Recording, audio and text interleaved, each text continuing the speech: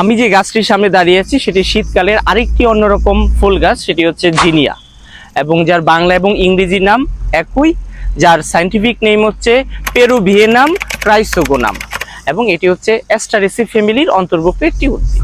এই যে ফ্লাওয়ারটি দেখতেছেন, বিভিন্ন রকম কীট পতঙ্গ, ইনসেক্ট এই ফ্লাওয়ারে কিন্তু প্রচুর আকর্ষিত হয়। এটা আমাদের জন্য ইম্পর্টেন্ট। এর প্রধান কারণ হচ্ছে বিভিন্ন রকম উপকারী পোকা এই ফ্লাওয়ারে আসে। সেই ক্ষেত্রে আপনি যদি এই জিনিয়া গাছটি আপনার বিভিন্ন রকম ফসলের কর্নারে আইলে লাগান, অর্থাৎ এটাকে যদি আপনি আইল ফসল হিসাবে শীত মৌসুমে ব্যবহার করেন, তাহলে সেটা কিন্তু ফসলের জন্য অনেক উপকারী হবে। তবে আপনাদেরকে একটা মজার তথ্য বলবো, আমরা কেন জিনিয়া ফুল নিয়ে আপনাদের সামনে আসলাম এবং আপনাদের কেন এই জিনিয়া ফুল গাছটি মনে রাখা প্রয়োজন। এর প্রধান কারণ হচ্ছে, আপনি কি জানেন এই জিনিয়া ফুল গাছই একমাত্র গাছ যেটা স্পেস স্টেশন অর্থাৎ মহাকাশে, যেটাতে ওয়েটলেস এনভায়রনমেন্ট অর্থাৎ যেখানে গ্র্যাভিটেশনাল ফোর্স কাজ করে না, ঠিক সেই জায়গায় ফুল দিয়েছিল।